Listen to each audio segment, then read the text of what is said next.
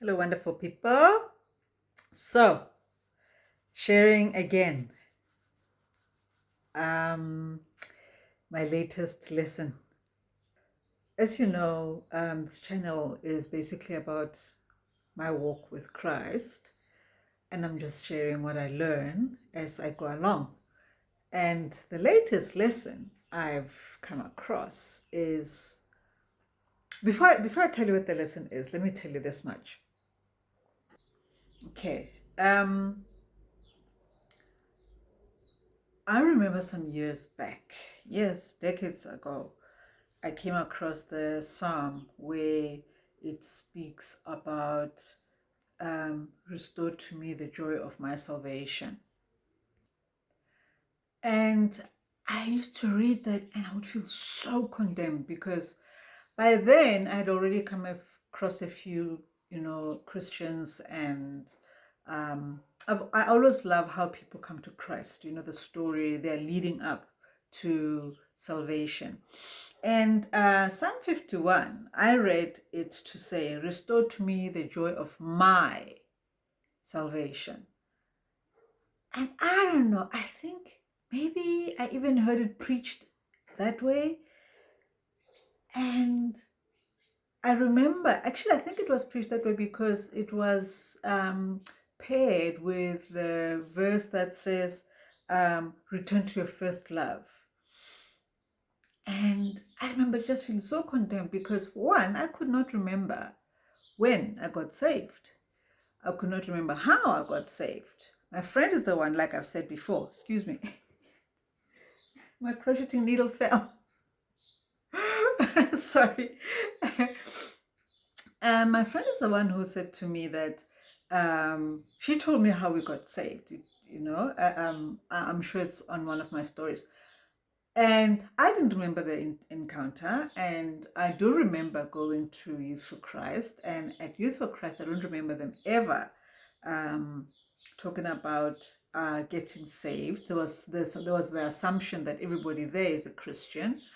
And it was societally correct because, like, for example, I say societally because when we filled in forms and things, it was always a question of your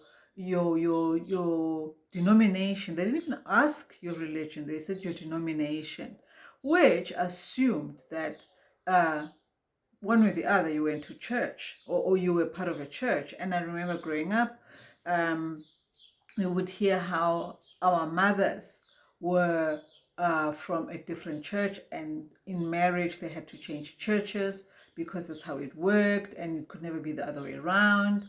And it used to give me this sense of being trapped, and that as a woman, growing up, you would be trapped. And for the life of me, okay, partially because my parents didn't have a great marriage, but a part of me always felt like marriage was an awful thing. And I didn't want any part of it. I wanted kids, but I did not want marriage. In fact, my plan was to get married, divorce the guy, and keep the kids. Awful, I know. But, and then from the Youth for Christ thing, back to my point, then there was the church I went to where somebody invited me, and I remember for weeks and weeks, every week, they would do an altar call and go forward for salvation. And always would feel that unction, to come and go get saved. And then I would, I guess, live like hell for the next 6 days, and then I'd be like, oh no, I'm back again on the seventh day. I must go now. And that is also it was a leftover from my previous church because they kind of dealt with sin as something that never goes away and can't get away from, and church was the only place to solve it or reduce it or reset. Never that Christ is the solution. In any case, so then fast forward a few years, I come across the scripture in my readings, and then fast forward a few more years, I hear it preached, and it is said, the joy of the Lord, restore to me the joy of my salvation. Guys, Read that passage. It does not say my salvation. It says your salvation. I mean, the Bible, the Old Testament is so full of prophecy of our being saved because of the Lord, not because of what we did, because the law does not give us the possibility to do that. Not because the law keeps it away from us, but because we are born in sin, and sin just goes the opposite direction of anything that is godly, you know? So, back to my point. So, I felt so horrible about this restoration of salvation, and I was like, oh no. And for a while, I just was so condemned and just felt so horrible. And I just thought, that's why my prayers are not answered. That's why I'm living this stressful life and dragging this poor kid, my son, through this terrible life. You know, I was just in such a bad place. And it didn't help. I also suffered depression back then, and that didn't help. You know, that mindset didn't help. So I'm saying this to say, people, I heard a lot for a long time, people um, um, saying in the sense that they got saved because they loved God. I know I didn't get saved because I loved God, because I had no idea who he was. You know, first of all, as a multilingual speaker, I knew the name God in several languages. And my most coherent understanding of God was Zeus, you know, and not the God that we went to church to because church for me was just painful. It was sitting in a drafty hall, listening to the guy in a robe screaming at everybody, and I remember the only to this day sermon I remember was about pigs, and I was just like, this guy is going on and on about pigs, you know. I learned nothing. I learned absolutely nothing. My favorite part about church was the singing, was the hymnals, you know. And I'd sit there, because if the church got full, the kids had to give up their seats to adults, and that meant that we would then have to sit on the steps at the leading up to the pulpit. So we'd sit there facing all these people who are all looking at us, you know, and frowning at us if we so much as twitched, which we did. We are kids, you know. So church was just a whole condemnatory experience. It was awful. And then when I grow up, or when I get older, and I discover this church, another church experience, and I just felt to go. And for whatever intents or purposes, I then behaved saved in the context that I went to church. I had a Bible that I felt compelled to study. It was a stolen Bible. It was a stolen Bible. Whoever this offends, I don't care. However, and this is like when I was 14. So, and that's when I believed I was saved. And then a few years down the line, I discovered tertiary life, university life, and the parties. And boy, am I breaking away from all my mother's bonds. You know, I'm just breaking free and running straight pell-mell into this life of freedom, staying out, being away from home, going where my friends were, being around people who smoke and drink. And so I then had this conversation with God, and I was just like, listen, God, you know what? You and me are not speaking the same language. Goodbye. And that was me, gone. And when about a few years later, I came across, I returned back to the fold, so to speak. And I hear this return, the joy. And I was like, but I never had any joy, you know? And how does God restore what I never had? Because to me, to restore is because you had the store depleted, and then you are restoring, you're putting it back. And I'm like, what is he restoring? So I struggled with, was I saved? Was I saved? Am I even saved? What does saved look like? What is saved? And and now it brings me to the point of this particular sharing, is that my biggest deal is that I had a fear of hell through time between the ages of 7 and 14. I discovered hell. I discovered that there's this place called hell, and I wanted nothing to do with it. I think my earliest though experience of hell was a comic character. I'm a huge Marvel fan, absolutely, like DC, and yes, Marvel, and one of the Marvel characters was a chap called Ghost Rider. And his superpower was that he'd gotten his powers from the devil, and that meant that he got the flames of hell, right? And that was my first experience with this character, with hell, that there's this guy who got his superpowers from hell.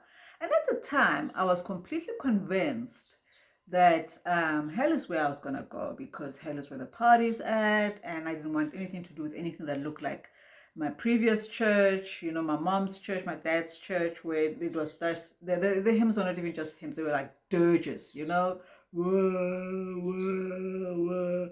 I was like, I wanted nothing. I was going to be bored to death, and I couldn't even die, to escape the boredom. And I guess we all have a sense of fear of boredom, but I was just like, no. And I figured that characters like Elvis Presley and Bob Marley, the party people, the people who sang music you wanted to listen to, were in hell.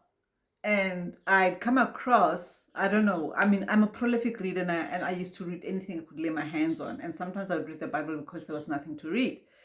And I guess I came across the part about praising God, people singing praise to God forever. And it's like, no, I am not doing this. So that's what I thought. I thought I'd go to hell, because I was raised in a small town in the northwest of South Africa, which is incredibly hot. It's semi-desert, so when it's hot, okay? So I figured, I mean, if I can take that heat, I mean, hell is just a few notches up, it's fine. Completely ignoring the part about worms and what have you that do not die. Yuck. But I figured I could get around, I could get around so long as I was going to be in an eternal party forever. And then with time, then came this, as time goes on and I was getting older, I had this thought that, hang on a second, Ghost Rider's flames are not hot. Because in the comic, his flames are blue, and blue is one of the hottest flames, second only to white, I think. But in the comic, those blue flames are actually ice cold, like the blue of ice, when you think in terms of color. And I was like, oh, what if, suddenly this thought now comes to me, I'm thinking about the Ghost Rider, I'm like, what if now, hell is not meant to be fun, so if it's not fun, then I go to hell, and I hate the cold. The winter for me is the worst time. I often, query God on his creation of a season called winter. Why would he do that? What is even the point? It's a long story. But anyway, so I was just like, what? What if the flames of hell are ice cold? So I would be living in this torture of these flames I couldn't even enjoy. And then came the thought about the worms and what have you, the worms that don't die. I mean, wow, God, I don't know why you put worms in hell, but anyhow. And so, but for me, the worst thing that could possibly happen in hell is that it's not worms, it's spiders. So then I thought, okay, no, I think I'll go to heaven instead, So I'm saying all of this to say, guys, that the Old Testament it prophesies Jesus. It prophesies, and Jesus is the salvation of mankind. And Adam was the damnation of mankind. And Jesus is also spoken of as the second Adam. One was the damnation of mankind, and the second is the salvation of mankind. And the second is Jesus, right? So I did not get saved because I loved Jesus. I got saved because I decided that actually no, I'll bear with the boring, but I would rather not go to hell. And some would say that I got saved to avoid hell, and I would agree. However, my agreeing to avoid hell did not did not put Jesus in front of me. So what I'm saying is this: when we are given the message of turn or burn, as in get converted or else go to hell, we cannot preach condemnation to people and think that that way they will turn to God. The Bible is very specific. It says it is the goodness of God that makes people's hearts turn, right? It's not condemnation, because the same book, Romans, also says this, therefore now no condemnation. And prior to that, that's chapter 8, prior to that is Paul saying, who will save me from this body of death? Because the thing that he wants to avoid doing is the very thing that he ends up doing. And it's all in his flesh, and he cannot seem to keep away from doing these wrong things. So you can see that telling people things like, see the error of your ways. Seeing the error of your ways is exactly what keeps people in bondage. When people look at themselves, and a mom looks at herself and how her drug addiction has left her children at the hands of the merciless state, and how a man who's abandoned his children, his family, due to selfishness and alcoholism and unresolved issues. And when he looks at all those things, his errors, they don't make him go back. He tells himself, oh no, they're better off without me. When you've got a food addiction, and I'm not talking about like morbidly obese people, I'm talking about things like when you eat because you're stressed, or when you don't eat because you're stressed, when you are anorexic or morbidly obese. These are all bondages. And when an anorexic person looks at themselves in the mirror, they don't see any grace. All they see is how fat or how ugly they look. And it propels them faster and harder and deeper into their destruction. And then we go and tell people that they must look at the error of, consider the error of their ways and turn around. I call it BS, okay? For the sake of all watching, I won't say the full word.